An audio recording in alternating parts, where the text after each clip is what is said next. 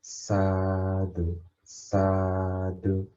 Namo tassa bhagavato arahato samma sambuddhassa. Namo tassa bhagavato arahato samma sambuddhassa. Namo tassa bhagavato arahato samma sambuddhassa. Homage to the Blessed One, the Worthy One, the Supremely Enlightened One. Sadhu, sadhu, sadhu. Homage to our most venerable Kalyana Mitta Guru Devottama, our teacher Bhante, Pinvat Loku Swami Mahanse. Sadhu, sadhu, sadhu. Namo Buddhaya.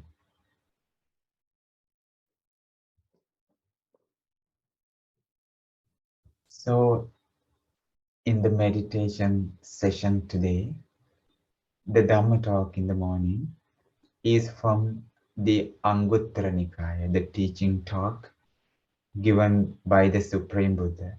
That was really, really beautiful, talking about this dispensation, talking about the Buddha Sasana. You know, the Buddha Sasana is the dispensation of the Supreme Buddha. The Buddha is the king of this dispensation in the kingdom. And the teaching is the Dhamma. He preached for everyone to be free from suffering. So when the Buddha was talking about this sutta, the sutta is the discourse, he explains about the beauty of this dispensation. The name of this sutta is Paharada. You might have heard this word, Paharada Sutta, available in the Anguttara Nikaya, the numerical discourses of the Buddha. This is the translation of Anguttara Nikaya by Venerable Bhikkhu Bodhi, numerical discourses. So wisdom publications we have. I can share this sutta online too from Sutta Central for you to read. Paharada is not a deva, a heavenly being. He is not. He is a demon, or he is an asura being. If you have an idea about asuras, you know, we are humans. We were born in this human world as human beings. And you can see animals like cows, birds, jackals, many kinds of horses, serpents, fish, many kinds of animals you can see. Those are born in the animal world. Probably the animal beings are visible that we can see.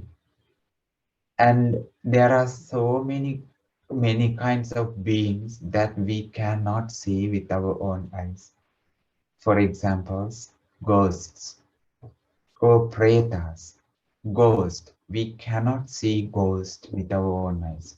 But in the teachings of the Supreme Buddha, Buddha explains about these beings very, very clearly. There are beings that we do not see. And there are beings that we do not see as devas or heavenly beings in the heavenly worlds. We cannot see the devas with our own eyes. But there are beings with a powerful good merit.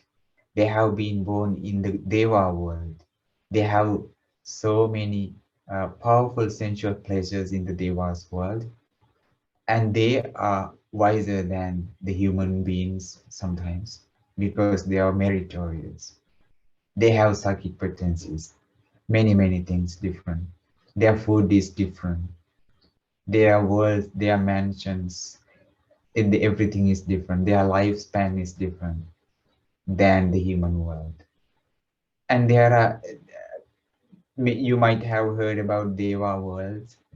There are 6 Deva worlds above the human world. Chatu Maharaj, Tavatimsa, Yamatasita, Vimanarati, Paranimita Vasavati. And also, everyone, there are Devas, there are heavenly beings living on the earth too. Maybe on the trees. They have mentions on the trees which they are called the tree devas. Sometimes devas live near lakes, near the ocean, or near Himalayas, and everywhere they live. And about the Deva worlds, there are beings called Brahmas. They are very powerful and meritorious, and they enjoy the jhanas, or maybe the concentration, or maybe the absorptions. They meditate and they enjoy that. Their physical appearance is different. We cannot see the Brahmanas.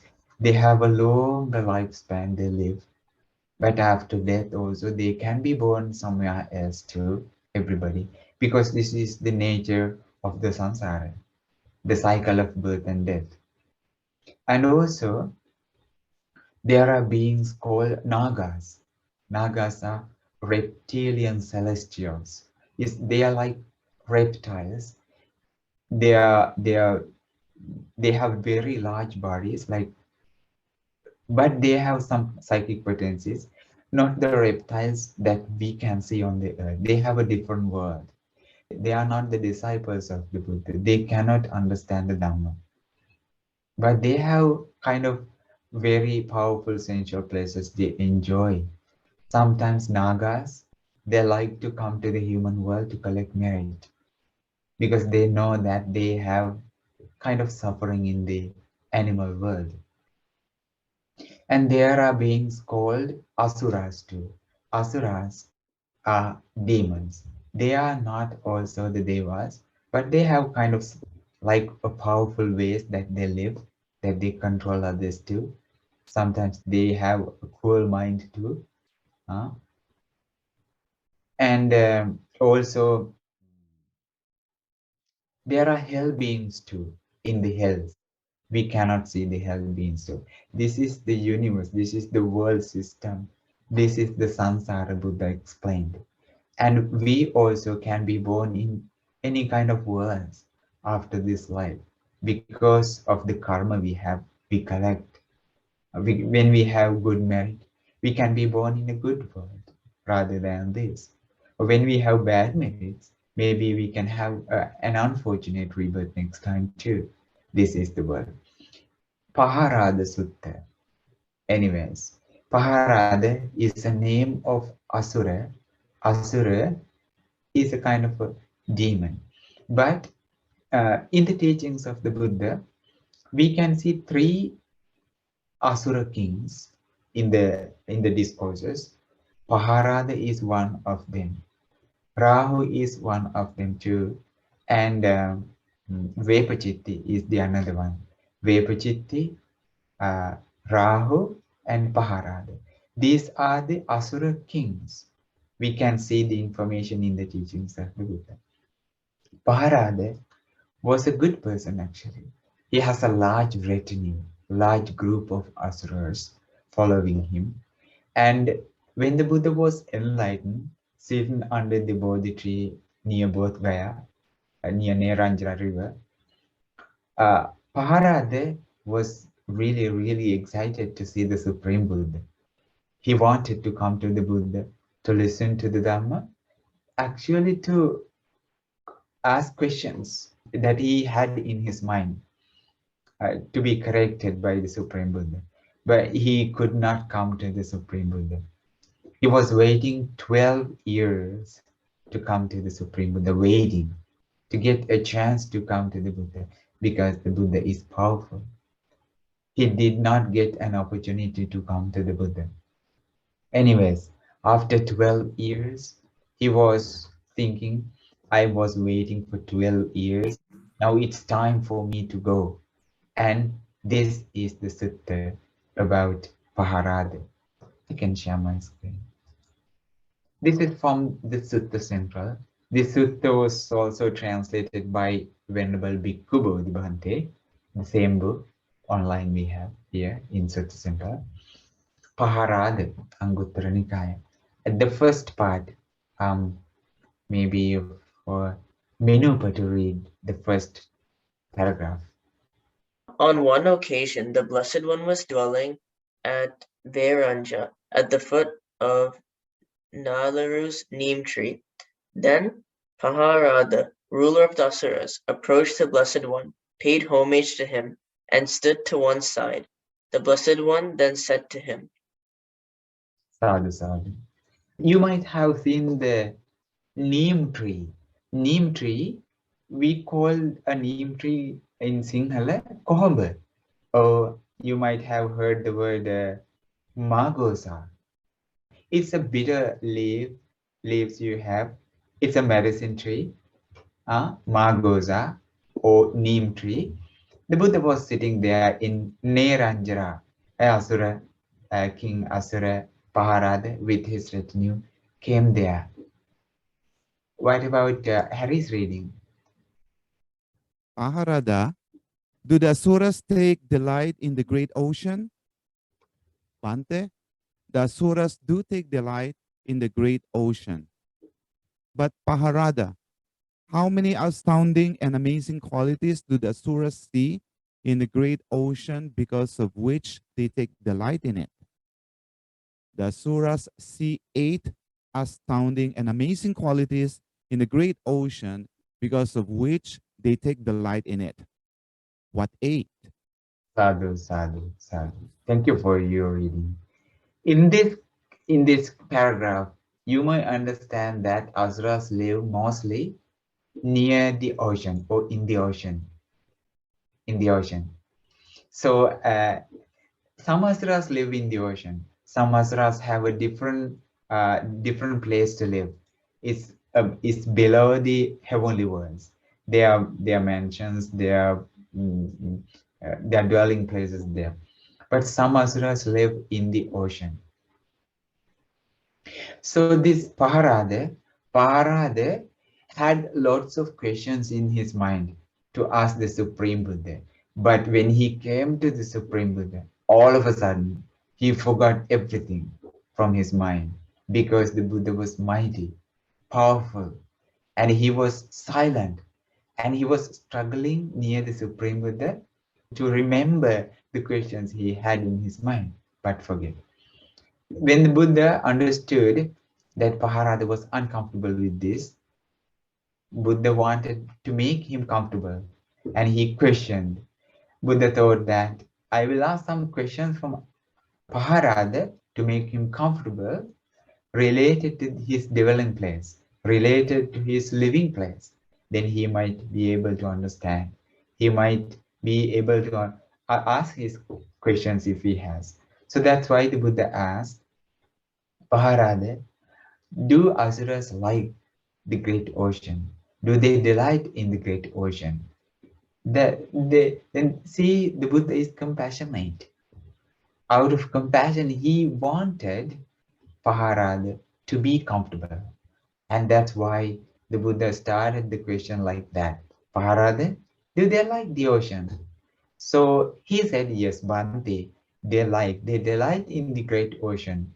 They have 8 great reasons that the Asuras like the great ocean. The first one, Janet. The great ocean, Bante, slant, slope, and incline gradually, not dropping off abruptly.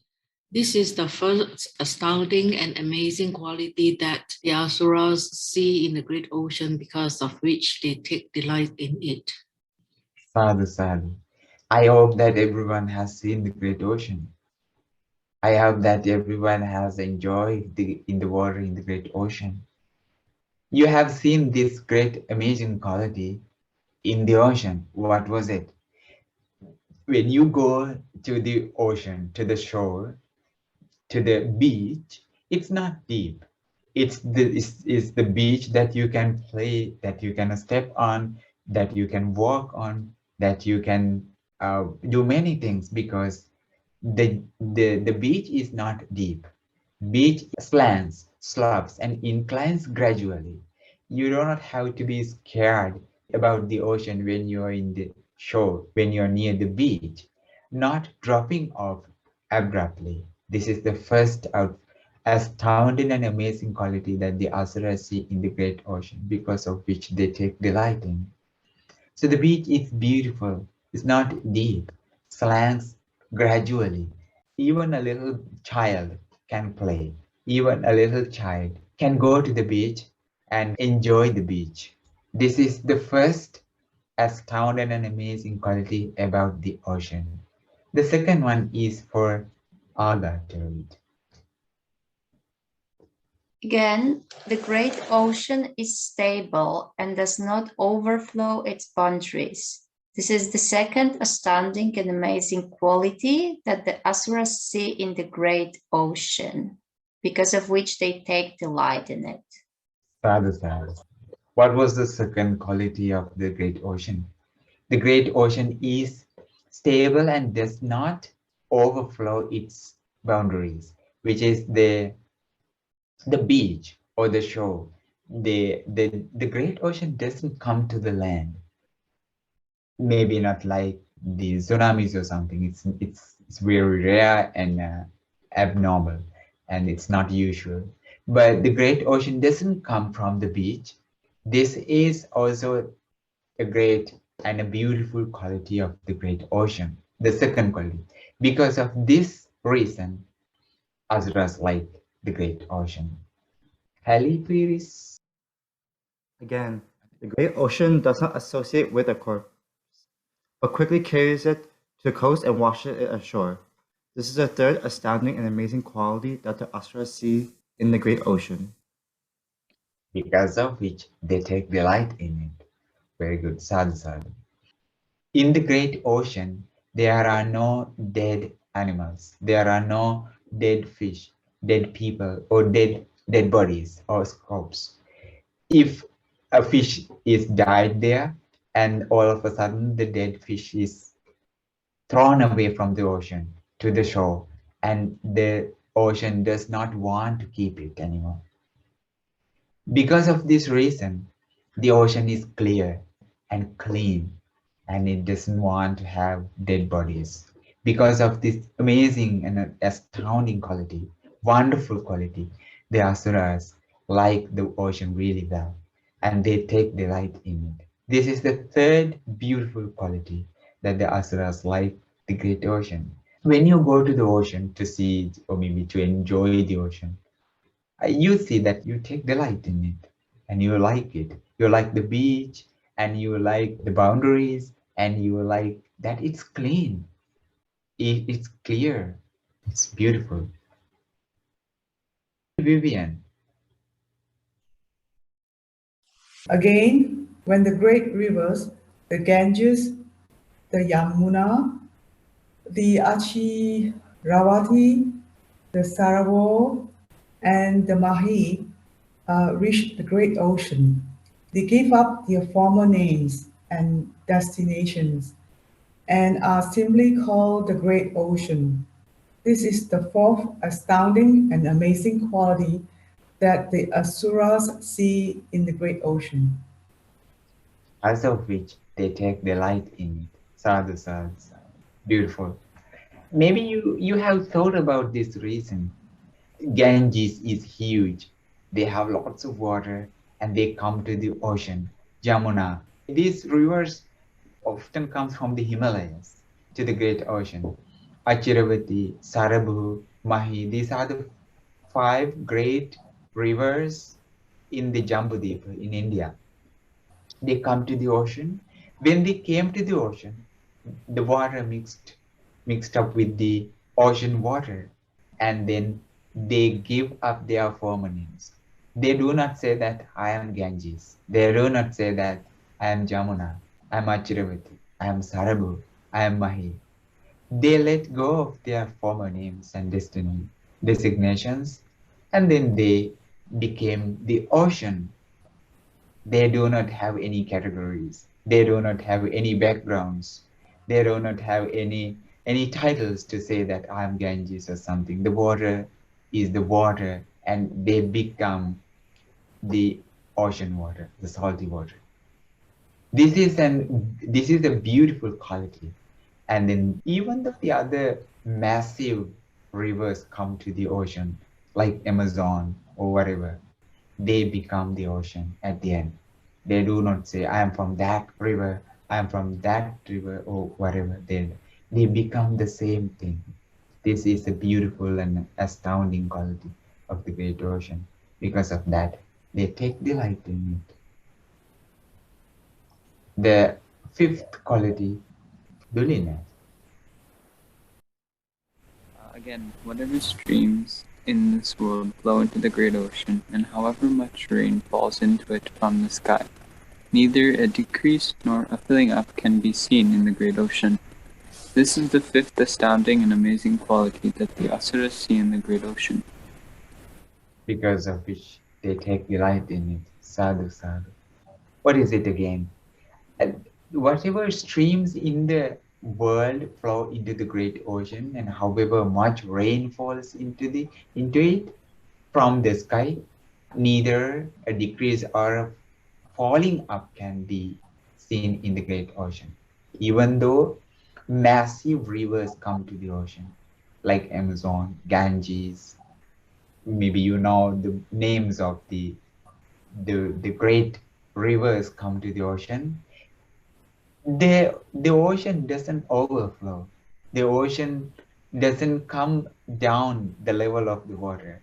It's the same level that the ocean keeps every day for thousands of years, millions of years. It doesn't change. Even though how much water comes from the sky, the ocean is the ocean. It doesn't change. Isura, the sixth one is for you. Again, the great ocean has but one taste, the taste of salt. This is the sixth astounding and amazing quality the Asuras see in the great ocean. Because of which they take delight in it. The great ocean has but one taste, the taste of salt. This is the sixth astounding and amazing quality. Whenever you get some water, a little bit of water from the ocean, the same taste you enjoy. Maybe when you go to Australia, when you taste the water from the ocean, the same taste. When you go to Sri Lanka, so when you go to the beach, you taste the water, the same taste. When you go to the Mexico beach or wherever, or when you go to the United Kingdom or London or somewhere else, the ocean is the ocean. The taste is not different wherever. So you see that how much water always come to the great ocean from the great rivers, from the sky, but the taste doesn't change. The ocean doesn't want to change the taste of the great ocean, the water. This is a beautiful quality that the ocean has, because of which the Asuras like it a lot. Subodh. Again, the great ocean contains many precious substances. Numerous precious substances such as pearls, gems, lapis lazuli, conch, quartz, coral, silver, gold, rubies, and calcite. This is the seventh astounding and amazing quality that ushers see in the great ocean. Sadhu, sadhu. Sometimes you do not know the names of these. Maybe you do not know the treasure that it has actually. The great ocean contains many precious substances, numerous precious substances such as pearls. You know pearls. Pearls from maybe from the sea animals. Gems, precious stones. I don't know these words. Lapis, lazuli.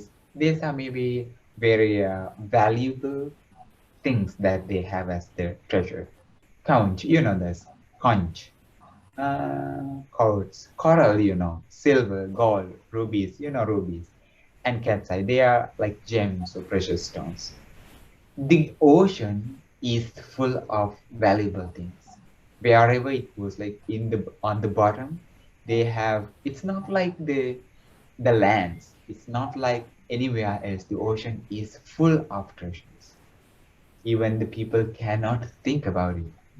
Even the people cannot reach, because of which the Asuras, they live in the ocean, they like it very much. Raymond, the eighth one is for you. Again, the great ocean is the abode of great beings such as Timis, Timingalas, Timirapingalas, Asuras, Nagas, and Gandhabas. There are in the great ocean beings with bodies 100 yojanas long, 200, 300, 400, and 500 yojanas long. This is the eighth astounding and amazing quality that the Asuras see in the great ocean, because of which they take delight in it. Sadhu, sadhu. What was the eighth one? The last one, actually. So the Asuras like it a lot. So in the great ocean, there are massive, very large animals, sentient beings living. Sometimes we cannot even think about it. So there are in the great ocean beings with bodies 100 yojanas long. Yojana is about 10 kilometers. Sometimes, yeah, you might be wondering, like, such a very large animals, 200 yojanas, 300 yojanas, 400 yojanas, 500 yojanas. The names of them is like, they are like Timis, Timingalas, Timirapingalas, Asuras, Nagas, Gandhabas. Near Himalayas, actually, it's like very deep at the great ocean. Sometimes some parts of the ocean, people do not know about that. People cannot reach. It's like a heavenly part of the earth. People do not know about that. People cannot see about that too.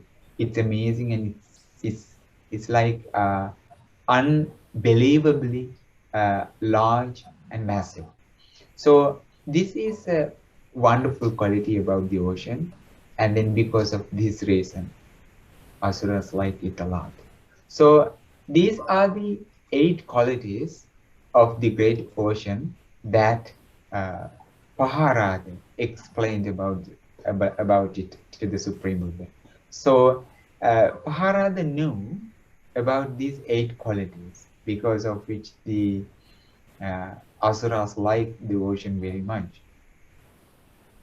And then now, as Paharada, the Asura king, is comfortable because he speaks to the Supreme Buddha. Now he can ask questions from the Supreme Buddha. So Buddha gave that opportunity, chance to ask questions. So he speaks like this. These Bhantes are the 8 astounding and amazing qualities that the Asuras see in the great ocean, because of which they take delight in it. And then he questions, but do the bhikkhus take delight in this Dhamma and discipline? How do the Bhantes, bhikkhus, or the disciples in the Buddha Sasana, how do they like this Buddha Sasana? And then it's not like 8 qualities in the Buddha's dispensation. There are thousands of qualities in the Buddha Sasana, which is it's outstanding and amazing. But according to the questions, according to the answers by Paharada, the Asura king, Buddha explains the same things that we have in the Buddha Sasana too. Okay, Imasha and Shravan, your chance is for the first quality. Okay, the bhikkhus see 8 astounding and amazing qualities in the Dhamma and discipline, because of which they take delight in. What 8? The first one. Just as Paharada, the great ocean slopes, and inclines gradually, not dropping off abruptly, so too in this Dhamma and discipline, penetration to final knowledge occurs by gradual training, gradual activity, and gradual practice, not abruptly. This is the first astounding and amazing quality that the bhikkhus see in this Dhamma and discipline, because they take delight in it. Sadhu, sadhu, sadhu. What's the first quality? Remember, the first quality of the ocean was it's not deep for the first time. for the first step, it's not deep, it's very fine. Maybe even a little boy, a little child can play on the beach. In the same way, in the Buddha Sasana, not dropping off abruptly. So too in the Dhamma and discipline, in this Buddha's dispensation, in the Dhamma and discipline, in the Dhamma and Vinaya, penetration to final knowledge occurs by gradual training. What's the final goal in the Buddha Sasana? The final goal of the Buddha Sasana is the final Nibbana, Nirvana, or the liberation, or the destruction of all suffering. Achieving the Arahantship is the final goal in the Buddha Sasana. To achieve this final goal, the Arahantship, or the Nibbana, the Buddha's teachings has a very clear and very, very clean path, very well-established path, well-preached path in the Buddha's teaching we have. But the first step is not that deep. It's like the beach, it's like the shore of the ocean. First step, even a little child, even a little infant, that they can practice something in the Buddha's dispensation, in the Dhamma and Vinaya. So you might be wondering, like, I don't know about the about this Dhamma very much, and then I am a new person to the Buddhism, or sometimes people say it's not like that. So even a person who is very new to this Dhamma and Vinaya, they can practice something from the beginning. The beginning is not deep. It's very safe. You know, the beach is safe. It's not dangerous. So, for example, if a person wants to be trained in swimming or diving in the ocean, they do not jump all of a sudden to the ocean. They do not go to the middle of to the deep part of the ocean, or a lake actually. So they first go to the beach, and then they gradually go to the water. And then when they are comfortable, when they understand they are safe, they can have some qualities to go furthermore, then they go with their confidence. In the same way, when someone comes to the Buddha Sasana, they start with a very comfortable situation. They have that training method, very simple. For example, in the Buddha Dhamma, Buddha's teaching, when you come, first you with a peaceful mind, with a faithful mind, you go for refuge. You bow down to the Supreme Buddha. Maybe you light a candle. Maybe you offer some flowers to the Buddha. And then you chant Namo Tassa Bhagavato Arahato Samma Sambuddhassa. And then you go for refuge to the Buddha. Buddhang Saranang Gacchami. And then to the Dhamma, Dhamman Saranang Gacchami. And then to the Sangha, Sanghan Saranang Gacchami. And then you take precepts. I will abstain from killing, stealing, sexual misconduct. These are the first basic steps, the base of the Buddha Sasana. Not all of a sudden go to the deep part, oh, I will practice the meditation and then I will achieve the jhanas. I will reach the fourth jhana and I will have psychic potencies and then I will go through the sky. No, you will understand that I have a first step in the Buddha Sasana. Then gradually you go by step, and then you will achieve these jhanas actually one day. And then you will achieve the Nibbana, the liberation too. That's the first an astounding, amazing quality in the Buddha Sasana. That's why the disciples take delight in the Buddha Sasana. The next, Indrajit Mahatya, you reading? Just as the great ocean is stable and does not overflow its boundaries, so too, when I have prescribed a training rule for my disciples, they will not transgress it even for life's sake. This is the second astounding and amazing quality that the bhikkhus see in this Dhamma and discipline. Sadhu, sadhu, sadhu. You remember the ocean. That ocean has a beautiful quality that the water doesn't go beyond the ocean, beyond the shore, beyond the beach. In the same way, Buddha has given the disciples the precepts, but even for life, they do not break these precepts. This is a beautiful quality. Because they want to reach the Nibbana. They think that the precepts are the protection we have. If you break the precepts, like that will be your suffering, like that, because this is the word of the Supreme Buddha. Then they do not like to break the precepts. This is a beautiful quality in the Buddha Sasana. Not actually a bhikkhu or bhikkhuni or a nun. The faithful disciple does not want to break the precepts, even a small one, because they know that breaking a precept is not a good thing. Even the life is the second thing. Let me share a story about this. Maybe you have heard about Vidudaba. Have you heard about Vidudaba? Vidudaba is the son of Pasenadi of Kosala, the king of the Kosala country. Pasenadi of Kosala, the king, he is the neighboring king of the Sakyan country. Buddha was born in the Sakyan country in Kapilavatthu. And then the Sakyan people were very proud that they were born in the highest clan in India. Clan is the family. The casteism is very strong in India, even today. And then Pasenadi of Kosala wanted to have a relationship between Sakyans because the Buddha was born in the Sakyan family.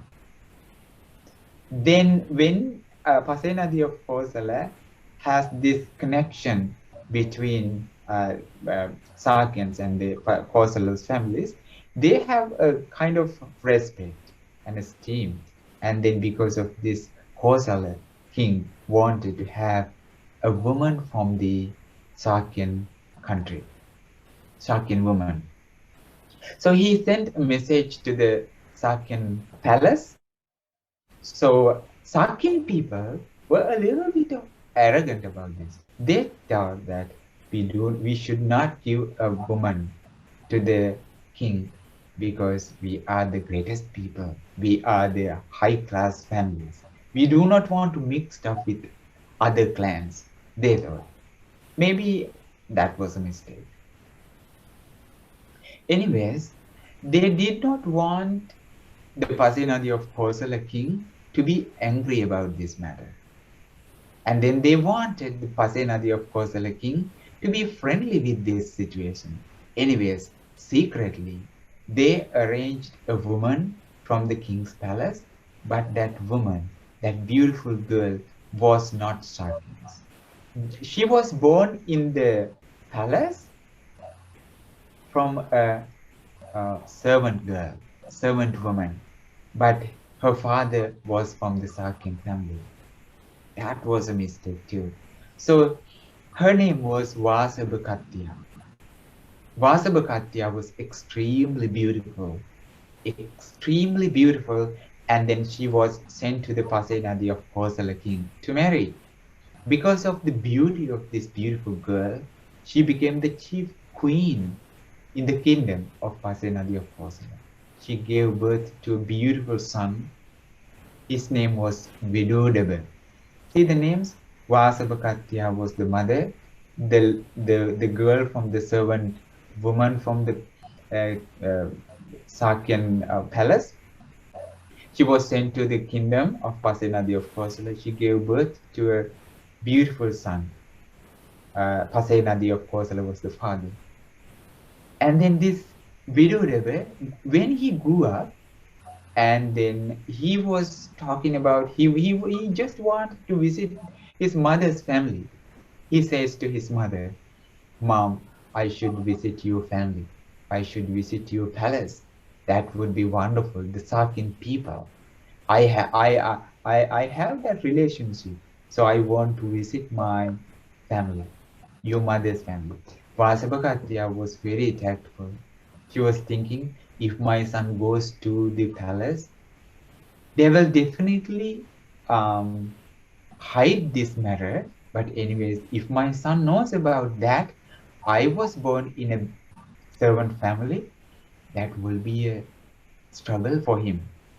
That would be something very bad for him. Anyways, Vidura was keeping asking about this matter. Anyways, they arranged a trip to the Sakyan kingdom, Sakyan palace. So Vidura, with a large group of people, went to see his mother's palace. Sakyan people were also tactful about this, and they arranged a very good celebration that the Vidura is coming, the new son from the new queen from the Kosalan country. And they arranged a beautiful chair like a throne and arranged a party, and all the people enjoyed.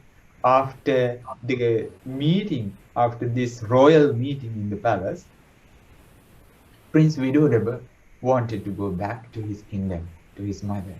And when he was going back, leaving from the people of Sakin people, on the way, all of a sudden, he noticed that his royal sword was left in the palace. He forgot to take it. So he was scared that he lost his sword, the royal sword. And he sent a minister back to grab the sword and come. When he was going, the minister was going to the palace, the Sakyan palace. All of a sudden he noticed that another servant woman was washing and sweeping and cleaning the chair where the Vidura was sitting, saying that this is the son of a servant girl. He came here and he sat on this chair. This is dirty and this chair should be clean. Saying this, he was cleaning the chair. Did you understand that? A servant woman was cleaning the chair. Oh, this is very dirty now, because a servant girl's son was sitting on this chair. He was cleaning the chair. That minister who went back to grab the sword heard this. He thought that, oh, this is something very secret. This is the hidden secret. This is something that the Prince Vidura doesn't know. And all of a sudden he ran to Vidura and said, oh, Prince, they were talking like this. They were talking that you were born to a servant girl. And you are from a servant girl. You are not from the royal palace. You are not from the Sakyan people. He said, he noticed to the Prince Vidura. Vidura was very angry, resentful. He said that he insulted me. He insulted me, saying that I am from a servant girl and they wanted to clean the chair where I was sitting. He went back and arranged a huge army, armed, and then they were coming to fight, to destroy the Sakyan people. And when they were coming with a large group of army to kill Sakyans, Buddha noticed that, oh, Vidura is going to kill my people. Vidura is going to destroy the Sakyan family, the Sakyan country. This is not a good thing. This is a huge disaster for everyone, for my relatives. So when the Vidura with the armies, when he was coming, Buddha was seated under a tree without leaves in the daytime, when the sun was shining. Vidura came near to the Buddha and he came down from the elephant, bowed down to the Supreme Buddha and asked, why Bhante? There are lots of trees with leaves. Why don't you sit under a shade? Why are you sitting under a tree without leaves? Then the Buddha said, when my family, when my relatives are in danger, how can I be sitting near a shade in a cool place? I cannot do that, Buddha said. Viduddhara was shocked about this, about the utterance of the Supreme Buddha. He went back to the palace without going to the Sakin country. For a second time, he was planning to come to the Sakin people to kill them. And Buddha noticed that, yes, again Viduddhara is coming to kill my people. I should stop it. So Buddha, with the psychic potency, when they were coming, he made the carts, the horse carts and elephant carts, to sink in the on the ground, like it's like sinking in the mud, like stucking in the mud. So Buddha made this with the psychic potencies. The Viduddhara did not move. He could not move furthermore, and they went back without going to the Sakin country. For a third time also, Viduddhara was planning to go back to kill Sakin people. Buddha was thinking with his divine power, he was thinking, that's a bad merit, that's a bad karma of my people. No one can stop this disaster. And Buddha was silent. Viduddhara went there, and Viduddhara and then the people wanted to destroy all the people, Sakin people. Before killing, they questioned, are you a Sakin person? Are you a Sakin person? Then the Sakin person, Sakin people, like they have a great faith in the Buddha. They believe that they had the trust and the confidence. We are the people of the Sakin king, the Buddha, Sakin sage. Our father is the Buddha. Then they had that trust, confidence. So listening to the Dhamma of the Supreme Buddha, we became faithful. We became the good people of the Supreme Buddha, good disciples of the Supreme Buddha. Then we should not break the precept. That's what they had in their mind. When they were questioned, this, are you a Sakyan? They said, yes. They did not say no. Why? If they say no, that's lying. They did not want to lie, even for life. All the Sakyan people were killed by Viduddhara. Viduddhara experienced the bad karma in his very life for that bad merit. There's another story too. So I just wanted to say that people from the Supreme Buddha do not lie, do not break precepts, even for life, even for life. See, to become a good disciple of the Buddha is not that easy, huh?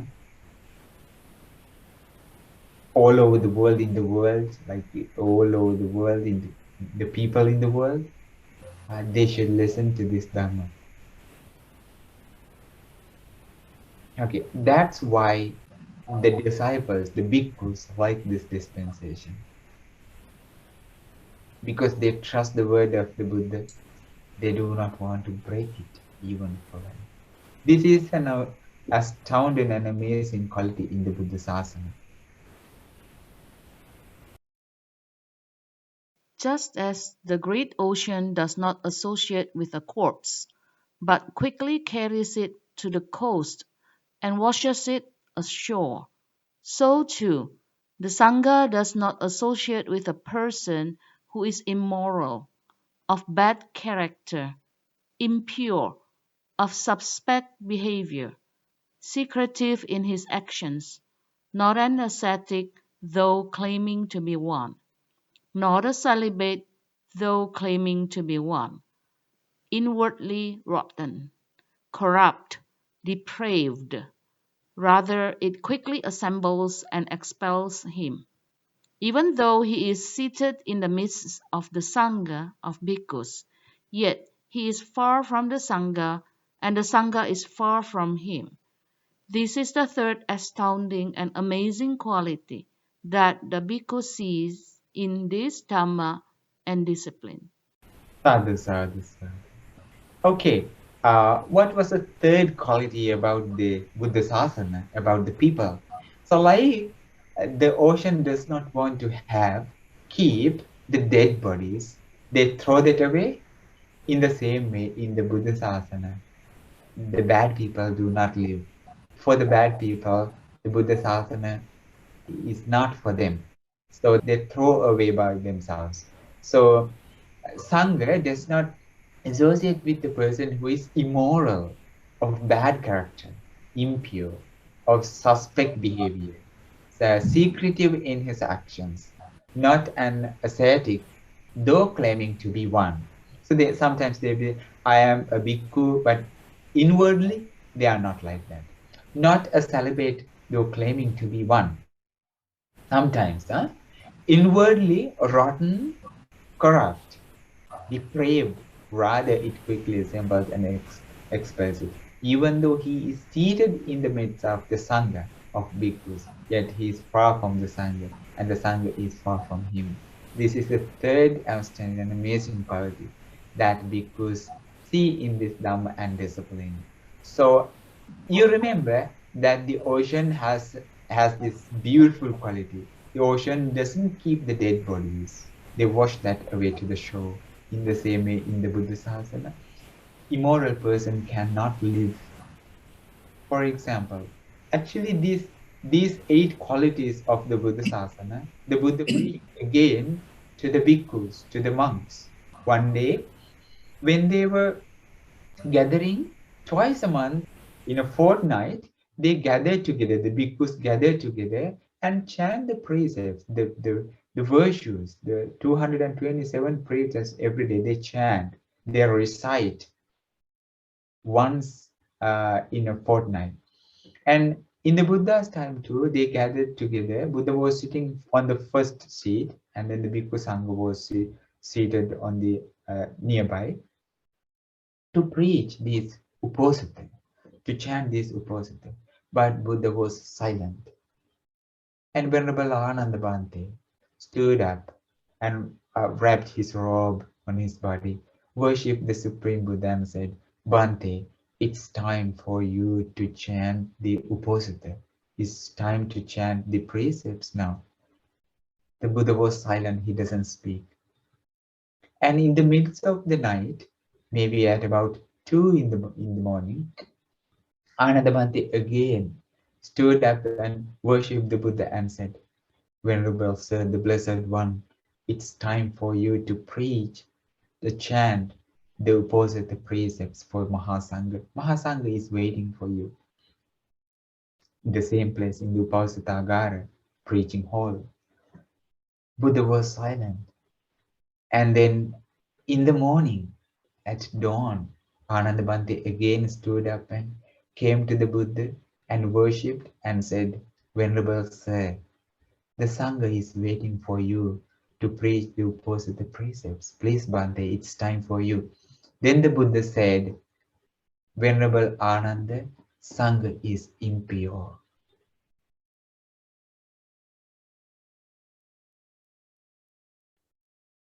And then, with the psychic potency of the Venerable Mahamoggallana Bhante, you know Mahamoggallana Bhante had a great quality that he can have psychic potencies.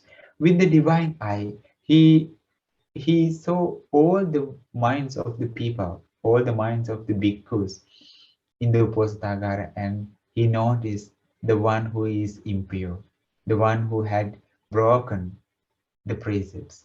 Then he went to him and said, Venerable Sir, you are not suitable to be seated here. You should go out of the Uposatagara, he said. He was silent.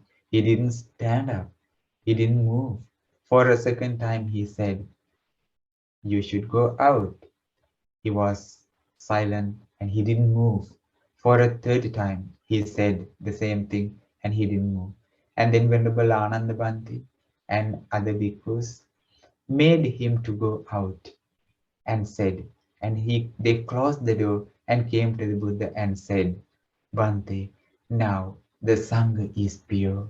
It's time for you to preach the Uposatha. Then the Buddha said, these great 8 qualities again to the Bhikkhu Sangha. Venerable Bhantes were happy. So the Buddha said, just as the great ocean does not associate with corpse, but quickly carries it to the coast and washes its shore, so too the Sangha does not associate with the person who is immoral, of bad character, impure, of suspect behavior, secretive in his actions, not an ascetic through claiming to be one, not a celibate through claiming to be one, inwardly rotten, corrupt, depraved, rather it quickly assembles and expels him. Even though he is seated in the midst of the Sangha of bhikkhus, yet he is far from the Sangha, and the Sangha is far from him. This is astounding and amazing quality that bhikkhus see in this Buddha Sasana. That's beautiful, huh? So why are we learning this today? You should be really, really, really happy about the Buddha Sasana. Buddha Sasana is like the great ocean, with full of great things, beautiful things, valuable things, and you are a part of that Buddha Sasana. Buddha Sasana is beautiful and safe. Buddha Sasana is huge, massive, like the great ocean. Even a little child can go to the Buddha Sasana gradually. When he was comfortable, he can dive to the bottom and take the valuable things. What are the valuable things? The Nibbana. Nibbana Trond. Just as when the great rivers reach the great ocean, they give up their former names and designations and are simply called the great ocean. So too, when members of the 4 social classes, Katiyas, Brahmins, Vaisas, and Sudras, go forth from the household life into homelessness in the Dhamma and discipline proclaimed by the Tathagata. They give up their former names and clans and are simply called ascetics, following the Sakyan sun. This is the 4th astounding and amazing quality that the bhikkhus see in this Dhamma and discipline. Sadhu, sadhu. Beautiful reading. From water from the Ganges, water from the Yamuna, Achiravati, Sarabu, all of the rivers come to the ocean and they become same. They become the ocean in the same way. You know, Venerable Arahant Mahamoggallana came from the Brahmin family. Venerable Sariputta Bhante came from Brahmin family. Venerable Mahakassapa Bhante came from the Brahmin family. Venerable Upali Arahant Bhante came from the laborers family. Sunita, Sopaka, they came from the lowest caste from the caste system in India. They became arahants. They became arahants and they became same. Some people came from the Katyas, maybe the royal family. Some people came from the ascetics family. Some people came from the farmers family. Some people came from the servants families, like cleaning families, washing families. But all the people became same when they came to the Buddha's dispensation. They went for refuge to the Buddha. They listened to the Dhamma. They practiced the same thing. No color, no any background, no any language differences, no any the caste systems, no anything in the Buddha Sasana. Buddha Sasana is for everybody. It doesn't matter if they speak a different language. It doesn't matter if they have a different skin color. It doesn't matter if they have any any background. It doesn't matter if they are educated or not. It doesn't matter. If they are rich, if they are poor, it doesn't matter. They came to the Buddha Sasana, they followed the Dhamma. Like the Ganges, like the Jamuna, Achiravati, Mahi, Sarabu. Maybe today you can say that Amazon or Michigan or whatever, they come to the ocean and they become the ocean. In the same way, the Buddha Sasana is for everybody. This is a beautiful quality in the Buddha Sasana, which is the Bhikkhu Sangha enjoys and delight in it. Okay, Dino, your chance. Just as whatever streams in the world flow into the great ocean, and however much rain falls into it from the sky, neither a decrease nor a filling up can be seen in the great ocean. So too, even if many bhikkhus attain final nibbana by way of the nibbana element without residue remaining, neither a decrease nor a filling up can be seen in the nibbana element. This is the fifth astounding and amazing quality that the bhikkhus see in this Dhamma and discipline. Sadhu, sadhu. You understand simply, right? The ocean doesn't overflow. It keeps the same level. Even though a huge amount of water comes to the ocean, even though a huge amount of rain comes from the sky to the ocean, it keeps the same level. It doesn't go furthermore. Rain, in the same way, even though thousands of people, even though hundreds of thousands of people attain final Nibbana, even though millions of trillions of people reach Nibbana, enjoys Nibbana, shares Nibbana, the Nibbana doesn't come to an end. It doesn't reduce. It doesn't come to a lower level. Or the Nibbana is over now. Now no one can come. Even the entire the disciples of the Buddha Sasana reach Nibbana. The Nibbana is Nibbana. Like the ocean, even though a massive amount of water comes to the ocean is the ocean. Like that, it is a beautiful quality in the Buddha Sasana, and that's why the Bhikkhu Sangha delight in the Buddha Sasana. Such something beautiful, huh? Okay, next chance is for Chenuli, the sixth one. Just as the great ocean has but one taste, the taste of salt, so too this Dhamma and discipline has but one taste, the taste of liberation. This is the sixth astounding and amazing quality that the bhikkhus see in this Dhamma and discipline. Sadhu, sadhu. What was the sixth quality of the ocean? The same taste. Wherever you go, when you taste, the same taste you enjoy, you experience. In the same way, this Dhamma and discipline has one taste. That's the liberation. The liberation is the taste. It's not different. When someone enjoys the liberation, the Nibbana, the same experience. They end the cycle of rebirths.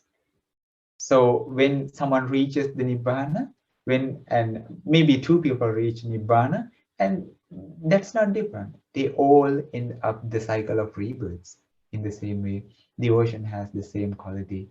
Salty. The Buddha Sasana has the taste of liberation. Everyone can enjoy, and it's not different. Tuvini, your chance next. The seventh quality of the Buddha Sasana. Let me share.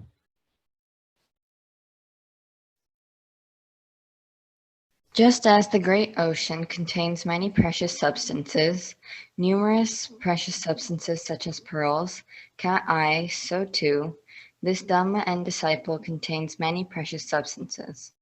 Numerous precious substances, the four establishments of mindfulness, the four right strivings, the four bases of psychic potency, the five spiritual facilities, and the five powers. The seven factors of enlightenment, the Noble Eightfold Path, This is the seventh outstanding and amazing quality of the bhikkhus, seeing this Dhamma and discipline. Sadhu, sadhu, sadhu. Like the great ocean is a treasure, and it has very valuable things hidden on the bottom of the ocean. The Buddha Sasana has amazing and valuable, extremely valuable, precious things in the Buddha Sasana, like gems. Like in the ocean, pearls, cat's eyes, so too in the Dhamma and discipline, there are precious substances, numerous precious things. What was the first one?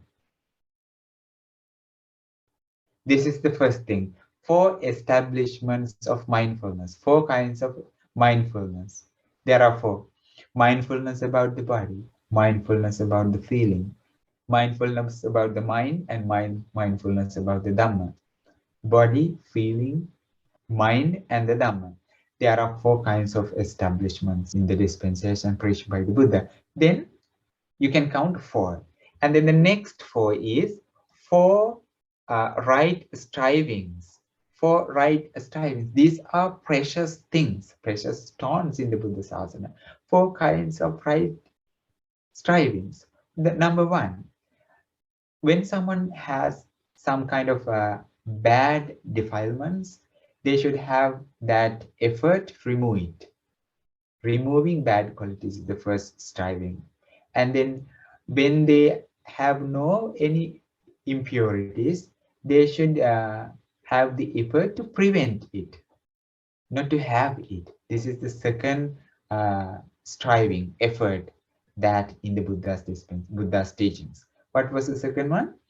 You stop any bad negative feelings, negative qualities to your mind. You strive that. You have that effort. This is the second one. And then the third one, when you understand that you do not have good qualities, positive qualities, maybe like sila, virtues, maybe like generosity or compassion, or maybe the meditation, the mindfulness, you get the effort to have it, to take it to your mind. That's the third striving. And then the fourth striving is when you understand that you have good qualities but not developed. For example, patience. You strive to develop it. You get the effort to develop it and make it fulfill. And these are the 4 types of striving. Then altogether 8. And then the next one, 4 bases of psychic potency. Satara Iddhipada. Chanda, Chitta, Virya, Vimansa. Chanda is the desire to have good qualities, to develop this, to practice Dhamma. Chitta is the determination. You have that determination. So I will reach this part of this in the Dhamma, and then I will get this. Virya is the effort you have. Vimansa is the investigation of Dhamma. Investigation of Dhamma is taking a Dhamma into wise consideration. You think accordingly, the Dhamma is preached by the Supreme Buddha. These are the 4 types of psychic potency. And then the next, then altogether 12, right? 5 spiritual faculties. Saddha, Virya, Sati, Samadhi, Panya. Saddha, Virya, Sati, Samadhi, Panya. Saddha is the faith. Faith as a faculty you have, as a sense organ you have. Like your eye is an organ you have. It's with your body. The ear, the tongue, your nose, and maybe your hand, maybe your finger. In the same way, Shraddha should have something very bound to your life. And the next one is Virya, which is effort. Effort should be like an organ of your body. Saddha, Virya, Sati, mindfulness. You should have mindfulness like an organ of your body. And Saddha, Virya, Sati, Samadhi, which is Samadhi is the concentration. Concentration should have in your life like a sense organ of your body. And Panya is the wisdom. Wisdom is a part of your life, it's like a part of your body. These are the 5 spiritual faculties. Altogether, 12 plus 5, 17. And then the next, 5 powers.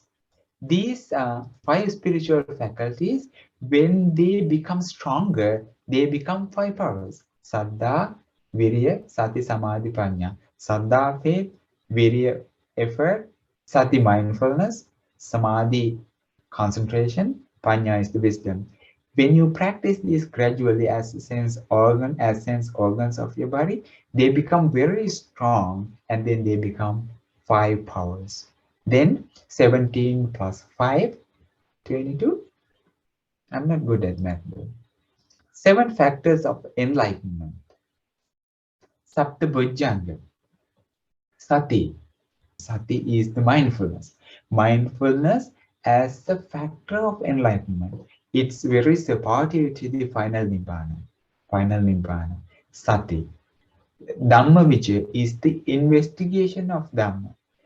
Taking the Dhamma into wise consideration as a factor of enlightenment. Sati, Dhamma Vicaya, Virya, effort, again you meet that. Effort as a factor of enlightenment. Piti, when you experience these kinds of things, you had that rapture in your mind, the happiness, according to the spiritual path, as a factor of enlightenment, is something with you. Sati, Dhamma Vicaya, Virya, Piti, Pasadi is the bliss you enjoy, the calmness of your mind as a factor of enlightenment. Dhamma Vicaya. Samadhi is the concentration as a factor of enlightenment. And then seventh one is Upekka, is the equanimity. When you reach these kinds of things, your mind becomes stable. With the happiness and with the sadness, your mind balances with everything, which is like Upekka. Upekka means your mind is stable with ups and downs in your life or something, as a factor of enlightenment. 7 kinds of enlightenment factors. So altogether, 22 plus 7, 29. And then the last one, the Noble Eightfold Path. How many steps in the Eightfold Path? 8. The number 1 is Sammaditthi, right view. Samma Sankappa, right intention. Samma Vaca, right speech. Samma Kammanta, right action. Samma Ajiva, right livelihood. Samma Vayama, right effort. Samma Sati, right mindfulness. Samma Samadhi, right concentration. 8. Altogether, 37. These are, again, the 37 precious things in the Buddha Sasana. You can learn this, you should learn this actually. You should learn this beautiful Dhamma, and then you will be amazed about these precious things in the Buddha Sasana. Like the Asuras, like the great ocean, that they have precious things underneath the ocean.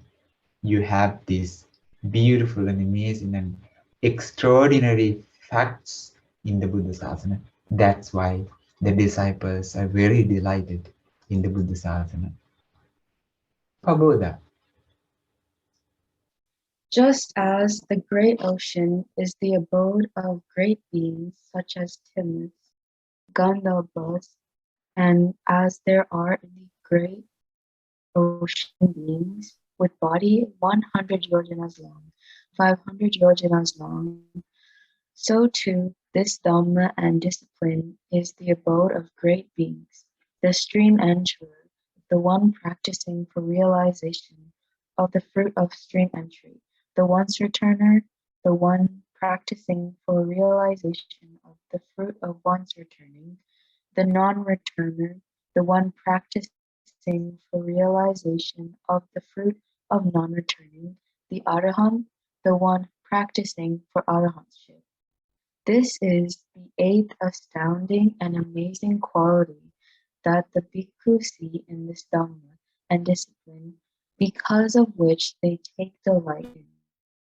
Sadhu, sadhu, sadhu. So in the Dhamma and discipline, you can see the amazing things like the people who achieve the stream entry, the first step of the enlightenment. There are 8 kinds of categories. The people who practice to reach the stream entry, Sotapanna, and people who reach Sotapanna, the stream entrance. The people who practice to achieve the Sakadagami, and people who achieve Sakadagami, who became Sakadagami. Sakadagami is once returners. And then the people who practice non-returners and people who achieve the non-returners, means Anagami, and people who practice to achieve Arahantship, the final goal, and people who have achieved the Arahantship, Arahants. So these are the 8 kinds of categories in the dispensation the disciples practice, and that's why the bhikkhus like this Buddha Sasana very much.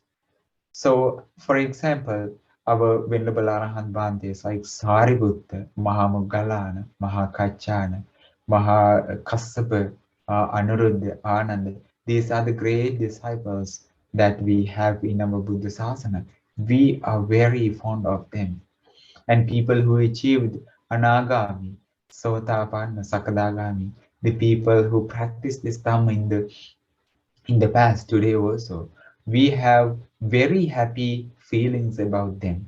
So this is like the ocean has massive, huge sentient beings like Timi, Timingala, like thousands of 500 yojanas long, say huge and massive animals live in the great ocean in the Buddha's teaching available. So in the same way, in this Buddha Sasana, there are great people. So that's why we take refuge in the Buddha Sasana. That's why the bhikkhus like this Buddha Sasana. That's why you too like this Buddha Sasana. These Paharada are the 8 astounding and amazing qualities that the bhikkhus see in this Dhamma and discipline, because of which they take delight in it. Our homage to the Buddha, this amazing teaching, and then the Mahasangha of bhikkhus. Sadhu, sadhu, sadhu.